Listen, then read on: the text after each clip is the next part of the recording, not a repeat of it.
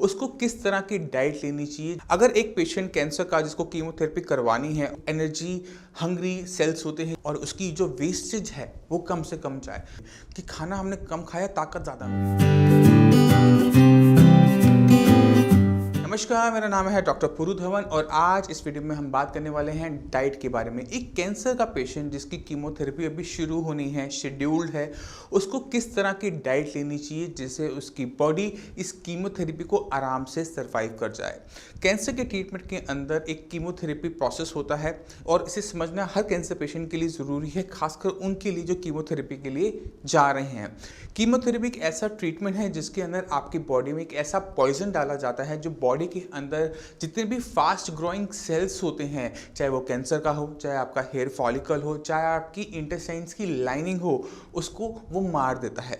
अगर एक patient cancer का जिसको कीमोथेरेपी करवानी है और उसकी बॉडी में दम ना हो, बहुत ज़्यादा वीकनेस हो, अगर वो कीमोथेरेपी करवाएगा तो वो कीमोथेरेपी को सर्वाइव नहीं कर पाता।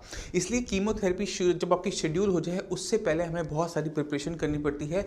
हमने अपनी बॉडी को कीमोथेरेपी के लिए तैयार करना होता है, क्योंकि जब हम कीमोथेरेपी शुरू करवाएंगे तब हमारे इंटेस्टाइन्स की लाइनिंग ना होने की वजह से जो खाना हम खाएंगे वो एब्जॉर्ब नहीं होगा।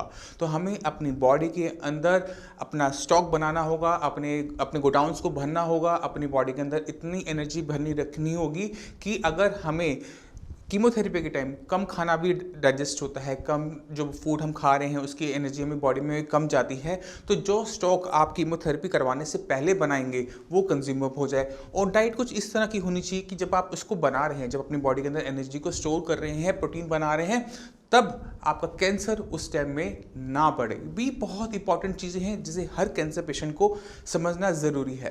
अब हम सबको पता है कि कैंसर जो होता है वो एक एनर्जी हंग्री सेल्स होते हैं जिन्हें बहुत ज़्यादा एनर्जी चाहिए होती है, क्योंकि उन्हें तेज़ी से बढ़ना होता है।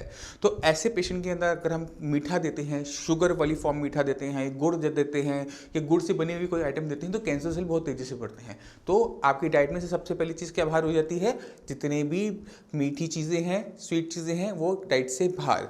वेजिटेबल के अंदर आपने एक चीज़ का प्रिकॉशन रखना है, वो है आलू, क्योंकि आलू के अंदर हम सब जानते हैं स्टार्च बहुत ज़्यादा है। और आलू जैसी जो सब्जी हैं बाकी, जैसे आपकी हो गई शकरकंदी, वो भी हमने अवॉइड करनी है क्योंकि इसमें मिठास बहुत होती है, स्टार्च बहुत होता है जो कि कैंसर सेल को पसंद है, तो हम इसको बाहर निकाल देंगे। इसके बाद जितने भी फ्रूट्स हैं उनमें सिर्फ एक फ्रूट को आप छोड़ देना, बाकी सारे फ्रूट ले सकते हो, वो है बनाना। बनाना को बाहर कर दो, बाकी जितने फ्रूट्स हैं वो आप ले सकते हो। मगर हम यहाँ पे कीमोथेरेपी से पहले की तैयारी कर रहे हैं, तो फ्रूट्स एंड वेजिटेबल्स पे हमने जोर नहीं देना, क्योंकि इनके अंदर न्यूट्रिशन तो है, इनके अंदर मिनरल्स तो हैं, बट इनके अंदर आपकी बॉडी को उस स्टेज के लिए तैयार करने की ताकत नहीं है।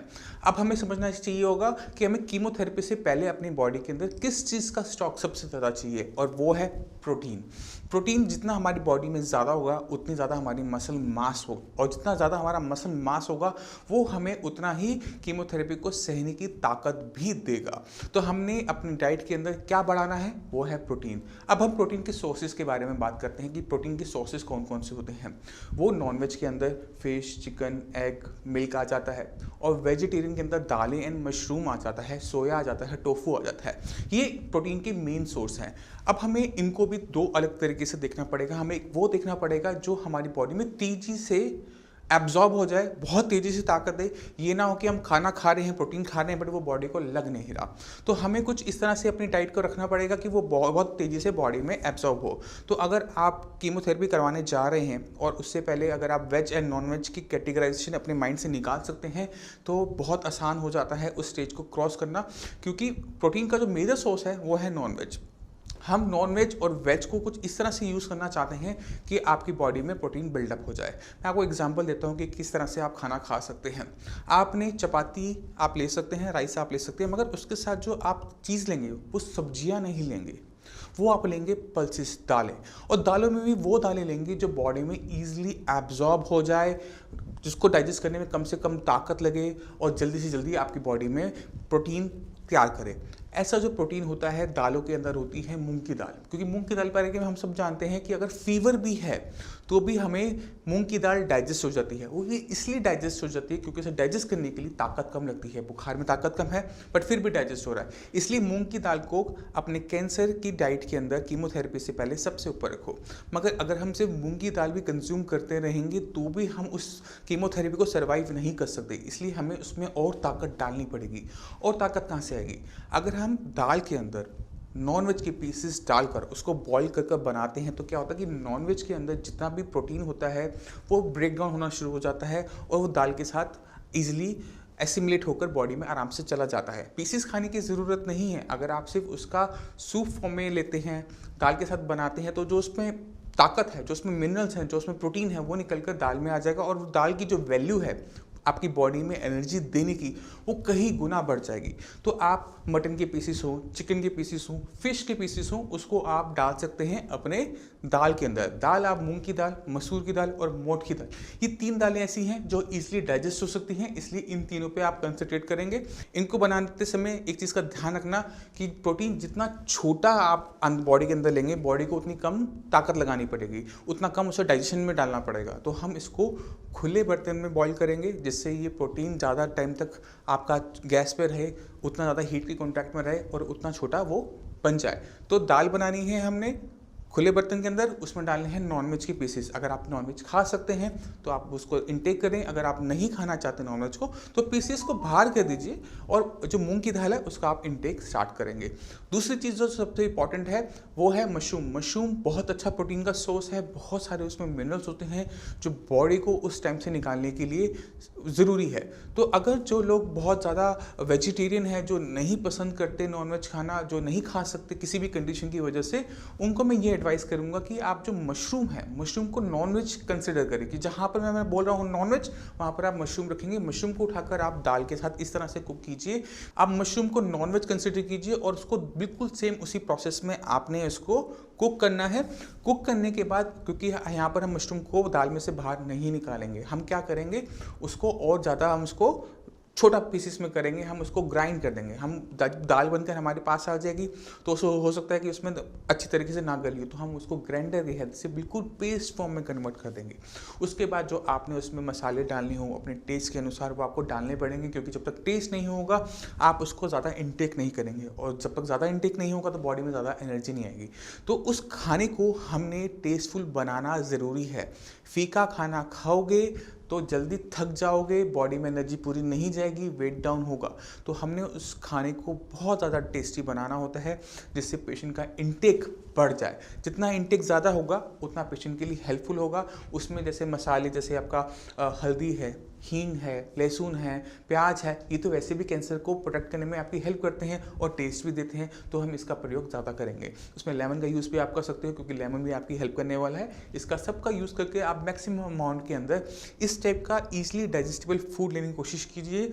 अगर आप राइस खाते हैं ज़्यादा तो आप राइस खा सकते हैं, ब्राउन राइस खा सकते हैं। बस राइस बनाने से पहले उसको अच्छी तरीके से रात भर भिगो के रखिए। जितनी भी उसकी मांड है, स्टार्च है, वो निकाल कर उस राइस को आप इंटेक कीजिए। आपकी बॉडी में एक तो स्टार्च कम जाएगा और प्रोटीन जो आप दाल की फॉर्म में ले रहे हैं वो बहुत अच्छी अमाउंट में जाएगा। दूसरी जो इंपॉर्टेंट चीज़ है वो है वीट जो आप ले रहे हैं उसका जो छोकर है वो ना निकालें, उसको फाइबर के साथ लें जिससे वो बॉडी के अंदर जाकर किसी भी टाइप की कॉन्स्टिपेशन को तैयार ना करें, क्योंकि फाइबर हमने दाल की भी तोड़ दी, उसके अंदर भी फाइबर बहुत कम है। और अगर आपकी जो रोटी है उसमें भी फाइबर पूरा नहीं होगा तो वो कॉन्स्टिपेशन की दिक्कत होगी जो आगे चल के आपके लिए दिक्कत पैदा कर सकती है। तो हमने ध्यान रखना है कि हमें छोकर नहीं निकालना, जो हम जब से छानते हैं आटे को वो काम नहीं करना। आपने पूरा का पूरा जो आपके पास आटा है उसमें डायरेक्ट अपनी चपाती कुक करनी है, दाल के साथ देनी है। इसी तरह से एक फूड आइटम होती है जो बहुत तेज़ी से आपकी बॉडी में एब्जॉर्ब होती है, वो है फिश। फिश जो होती है किसी फार्म में बहुत कम उसको पैदा किया जाता है। फिश एक ऐसी चीज़ है जो आपको वाइल्ड कैच होती है, नदियों से आ रही है, तालाबों से आ रही है, समुद्र से आ रही है। तो इनमें नेचुरल अमाउंट के अंदर मिनरल्स बहुत ज़्यादा होते हैं और बॉडी में बहुत ईजिली डाइजेस्ट भी होता है। तो हमने क्या करना है, अपना फिश का इंटेक भी बढ़ाना है। जो लोग नॉन वेजिटेरियन हैं उनके लिए फिश बहुत अच्छी है, क्योंकि इसमें ओमेगा 3 भी होता है, और ये ओमेगा 3 जो ऑयल होते हैं ये बॉडी के अंदर एंटी कैंसर काम करते हैं, कैंसर की ग्रोथ को प्रमोट नहीं करते। तो नॉन वेजिटेरियंस के लिए बहुत खाना है। खाना खाने के लिए अपनी पसंद से फिश सेलेक्ट कीजिए, उसको अपने हिसाब से बनाइए और उसको इंटेक कीजिए, क्योंकि आपने आगे कीमोथेरेपी के लिए जाना है। कीमोथेरेपी के अंदर आपकी कुछ भी नहीं खा पाओगे, जो भी खाओगे वॉमिट करके बाहर आ जाएगा, लूज मोशंस हो जाएगा, कुछ भी बॉडी को एब्जॉर्प्शन नहीं होगी और आपकी बॉडी वीक होगी। तो जितनी जल्दी आप अपनी बॉडी को जितना ज़्यादा तैयार कर पाओगे कीमोथेरेपी से पहले, उतना अच्छा रहता है कीमोथेरेपी को सर्वाइव करना। और खाने की जो क्वालिटी है उसको हमेशा माइंड में रखो कि वो ईजिली डाइजेस्टेबल होना चाहिए और ईजिली एब्जॉर्बेबल होना चाहिए, ज़्यादा से ज़्यादा ताकत आपको दे, और उसकी जो वेस्टेज है वो कम से कम जाए। अगर ये प्रॉपर्टीज़ आप अपने माइंड में रखते हो कि मुझे जो खाना खाना है वो इस प्रॉपर्टी का है, तो आप कीमोथेरेपी से पहले अपनी बॉडी को बहुत अच्छा तैयार कर लेते हो और वो बहुत आराम से कीमोथेरेपी का जो पीरियड है उसे सर्वाइव कर पाती है। क्योंकि हम जो मैक्सिमम जो देखते हैं कि कीमोथेरेपी करवाते समय कैंसर पेशेंट की मैक्सिमम डेथ होती है, क्योंकि कीमोथेरेपी जो है वो पॉइजन है, और आपकी बॉडी में अगर हमें पॉइजन देना ही है तो उससे पहले बॉडी के अंदर ताकत होना ज़रूरी है। तो कैंसर की जो डाइट है वो फेस पे डिपेंड करती है। अगर आप कीमोथेरेपी लेना जा रहे हैं तो अलग है, अगर आप ले रहे हैं तो बिल्कुल अलग है, और अगर आप लेकर आ चुके हैं और आपको पता है कि डॉक्टर्स ने मना कर दी है कि आपको कीमोथेरेपी नहीं दी जा सकती या कोई तरीका नहीं है आपको बचाने का, तो उसके लिए डाइट बिल्कुल अलग है। तो आपको जज करना पड़ेगा कि आप किस कैटेगरी में फॉल करते हो, उस कैटेगरी के हिसाब से आपको डाइट लेनी है। जो हम यूट्यूब पे वीडियोस देखते हैं, जो आपने मेरी भी वीडियोस देखी होगी कैंसर के बारे में, आपने यूट्यूब पे बहुत सारी डाइट की वीडियोस देखी होगी कैंसर में, आपको ये खाना चाहिए, ये खाना चाहिए, ये खाना चाहिए, तो आपको उस डाइट को फॉलो कर सकती है, मगर ये जानना पड़ेगा कि वो डाइट किस स्टेज में, किस फेज में, कैंसर के ट्रीटमेंट की किस फेज में आपके लिए सूटेबल है, आपके लिए फेवरेबल है। तो उसको जज करो, उसके बाद अपनी डाइट को फॉलो करो। अब चलते चलते मैं आपको कुछ बोनस टिप्स भी देना चाहता हूँ, क्योंकि बॉडी के अंदर एनर्जी की ज़रूरत है, तो हमें एनर्जी चाहिए होती है वो कॉम्पैक्ट फॉर्म में चाहिए होती है, कि खाना हमने कम खाया, ताकत ज़्यादा मिली। और उसमें सबसे अच्छे होते हैं ड्राई फ्रूट्स, जो हम देखते हैं अंजीर देखते हैं, मुनक्का देखते हैं। ये एक ऐसे ड्राई फ्रूट्स होते हैं जिनके अंदर चाहे आयरन हो, चाहे उसके मैग्नीशियम हो, सेलेनियम हो, भर भर के होता है। तो आप अंजीर का यूज़ शुरू कीजिए, मुनक्का का यूज़ कीजिए, आप अखरोट यूज़ कर सकते हैं, बादाम यूज़ कर सकते हैं, मगर काजू और किशमिश को आप अवॉइड करना पसंद कीजिए, क्योंकि किशमिश की जगह आप मुनक्का इस्तेमाल कर सकते हैं और काजू की जगह आप अंजीर यूज़ कर सकते हैं। तो उसको थोड़ा सा इसकी अरेंजमेंट ठीक कीजिए, सही सेलेक्ट कीजिए ड्राई फ्रूट्स जो आपको मैक्सिमम ताकत दे और आप कीमोथेरेपी की फेज से आराम से निकाल सके।